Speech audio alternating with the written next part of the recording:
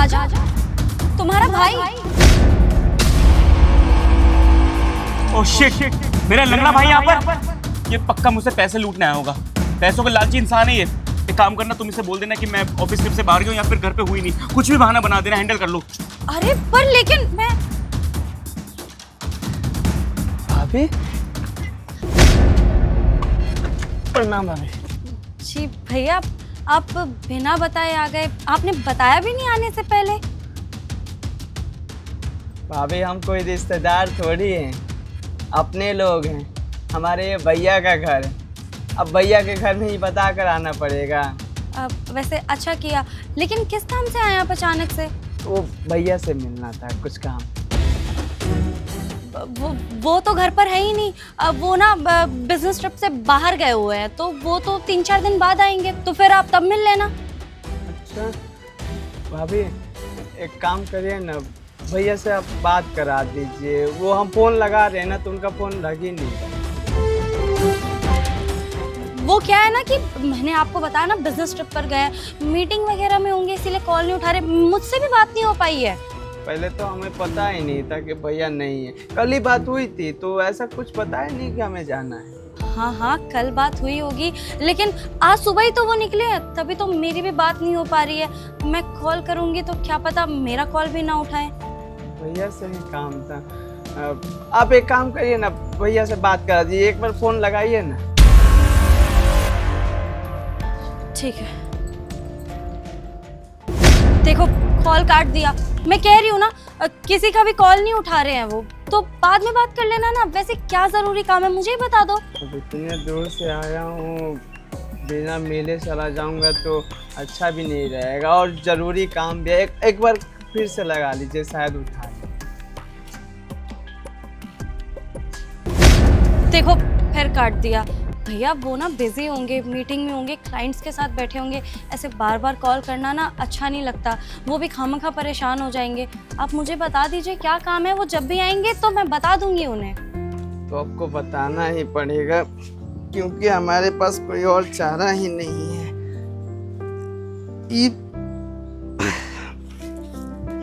पैसा देने आए भैया को। पैसे?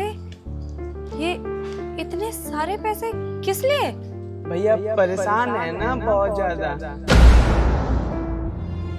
हमसे बात हुई थी उनका। 61, 62, 63। अबे यार, इस गरीब का क्यों कॉल आता है बार बार ही? भैया प्रणाम। मुझे 1000 रुपए की जरूरत थी, तबीयत खराब है, डॉक्टर को दिखाना है, मुझे दवाई लानी है। छोटे, तू तो जानता है ना यार, शायद तुझे नहीं पता कि मेरी कितनी बुरी हालत है। मेरा बिजनेस ना ठप हो चुका है यार, पैसे नहीं ला पा रहा घर में कमा के। तेरी भाभी को मैं कुछ दिलवा नहीं पा रहा, राशन के वांदे लगे हुए यार। क्या करूँ बता मैं? अगर खाने के पैसे नहीं है, तुझे 1000 रुपये दे के कहाँ से कर्जा ले लूँ? बता, कर्जा ले लूँ तेरे लिए? नहीं भैया, दूसरों से लेने की जरूरत नहीं है। कोई बात नहीं, मुझे लगा था कि आपके पास पैसे होंगे इसलिए मांग लिया। लेकिन भैया आप चिंता मत करिए, सब कुछ ठीक हो जाएगा, भगवान सब ठीक कर देंगे। हाँ छोटे, बस प्रे कर भगवान से कि सब कुछ ठीक हो जाए और जल्द से जल्द मेरे हाथ में बहुत सारे पैसे आ जाए। ठीक है, मैं करता हूँ। मैं बहुत परेशान हूँ अभी, है ना भैया। मैंने कहा बैंक खोल रखा है यहाँ पर, जो भी आओ पैसे ले जाओ, भाड़ में जा, मर जा तू मेरे लिए। हाँ 61। आप खुद सोचिए भाभी, बड़ा भाई परेशान हो, छोटा भाई को चैन आएगा? नहीं, हम भी बहुत परेशान हो गए थे, हमारी तबीयत भी खराब है, फिर भी गांव से शहर आए। आपको पता है ये पैसा हम ना अपना ज़मीन बेचकर इकट्ठा किए हैं। हम भैया को ऐसे परेशान नहीं देख सकते। वो भैया शहर आ रहे थे ना, तो अपने हिस्से की सारी ज़मीन बेच कर आए थे, घर भी बेच कर आए थे, पर हमारे हिस्से की रह गई थी। अब हम लंगड़े हैं, हमारा क्या ही हो सकता है, ना शादी होगा ना ब्याह होगा। इसीलिए सोचे कि भैया की मदद कर दें। आप लोगों के लिए ही तो जीते हैं हम, बस दूर रहते हैं, फ़र्क इतना है, पर हम लोग एक ही तो हैं। इसलिए आप ये भैया को दे दीजिएगा और बोलिएगा, उनका बिजनेस चल जाएगा, उनको चिंता करने की ज़रूरत नहीं है। ठीक है भैया, मैं बोल दूंगी। वैसे आप इतनी दूर से आए हैं, आप बैठिए ना अंदर, बाद में चले जाना। नहीं भाभी, मेरे पास बैठने का समय नहीं है। वो क्या है ना, मुखिया के यहाँ हम साफ सफाई का काम कर रहे हैं, नई नई नौकरी लगी है, परसों ही लगे थे और आज छुट्टी ले लिए। मुखिया साहब ना गुस्सा करेंगे, टिकट भी करा लिए, जाना पड़ेगा हमें। भैया को बोल दीजिएगा पैसा के लिए, ठीक है? प्रणाम। ठीक है। अच्छा भाभी, भैया से ये भी बोल दीजिएगा कि जब तक उनका छोटा भाई जिंदा है ना, उन पर आज नहीं आने देगा। उनकी खुशियों के लिए अपनी हम जान भी दे देंगे। चलते हैं।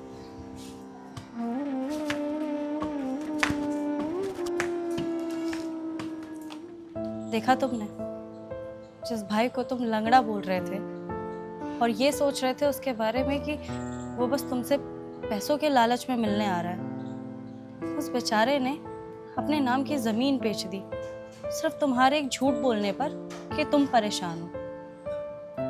पैसे देकर गए हैं ये। अब तो खुश हो ना तुम? नहीं खुश।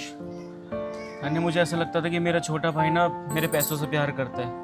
उसे ये लगता है कि मेरे बड़े भाई के पास बहुत पैसा है तो मैं वहाँ जाके सेटल हो जाता हूँ, मुझे कुछ काम धंधा दे देंगे, मेरा पैसा वो मुझसे पैसा लूट लेगा, यही डर सताता था बस। मैं पागल उसका प्यार कभी समझ ही नहीं पाया। मुझे लगता था कि वो सिर्फ दिखावा करता है, लेकिन आज अपनी प्रॉपर्टी बेच दी एक छोटे से झूठ के चक्कर में।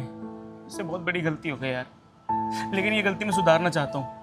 अपने छोटे भाई को ना सब कुछ सच बता दूंगा, मैं सब कुछ बता दूंगा कि मेरी लाइफ बहुत अच्छी तरीके से चल रही है। काम करता हूँ, उसे ना यहीं पर शिफ्ट कर लेंगे, उसे गांव में रहने नहीं देंगे, उसका इलाज भी यहीं पे करवा लेंगे। मैं अपने पास रखूंगा ना, वो समझ जाएगा ना पक्का। इससे पहले कि बहुत देर हो जाए, अपने भाई को सारी सच्चाई बताओ और उनसे माफी मांगो। मैं अभी समझा के लाता हूँ। राहुल! भैया, भैया आप ठीक तो है ना? नहीं हूँ मैं ठीक। तेरे भाई से बहुत बड़ी गलती हो गई यार। क्या हुआ भैया? कैसी गलती? और हाँ, आप तो इस शहर में नहीं थे ना, कहीं गए थे ना फिर अचानक? मैं यहीं था, तेरी बातें मैंने सुनी। तू मेरे लिए क्या सोचता है, ये सारी बातें सुनी मैंने। गेट के पीछे खड़े होकर सारी बातें सुन रहा था। तुझे आते देख मैंने तन्ने से झूठ बोलने के लिए बोला कि मैं घर में नहीं हूँ। वो झूठ बोल रही थी। तेरे भाई से बहुत बड़ी गलती हो गई यार। मैं ये सोचता था कि मेरा भाई मेरे पैसों से प्यार करता है, वो मेरी लग्जरी लाइफ से प्यार करता है, वो शायद यहाँ पर आके रहना चाहता है, मेरे पैसे लूटना चाहता है। ये सारे थॉट्स मेरे अंदर आ रहे थे यार।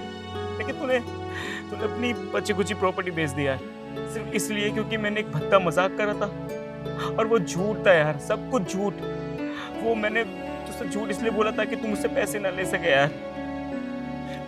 मुझसे गलती हो गई यार, मैं बहुत शर्मिंदा हूँ। मेरे से हाथ जोड़ के माफी मांग रहा यार, अपने भाई को माफ कर दे। हाथ मत जोड़िए भैया, मत मांगिए माफी।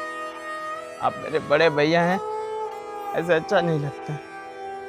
लेकिन मुझे भी अच्छा नहीं लगा भैया।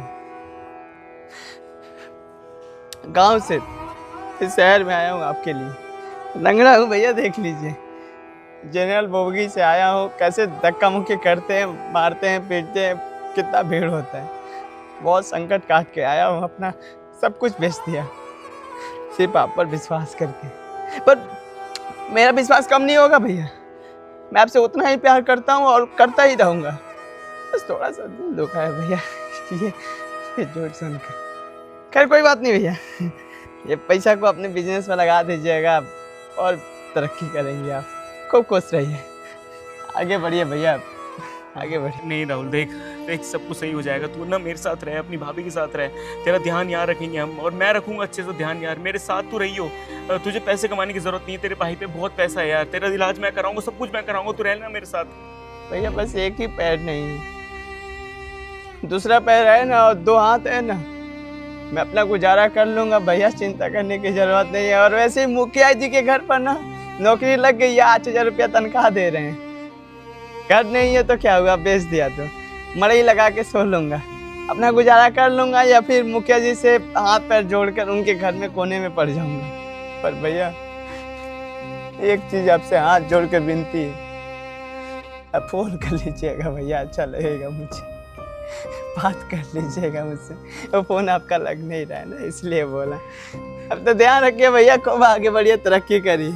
और हाँ, कभी भी किसी चीज़ की ज़रूरत पड़े ना तो अपने छोटे भाई को याद करिएगा, हमेशा खड़ा मिलूंगा, हमेशा। आगे बढ़िए भैया। कब तरक्की करी? राहुल मेरी बात सुन राहुल।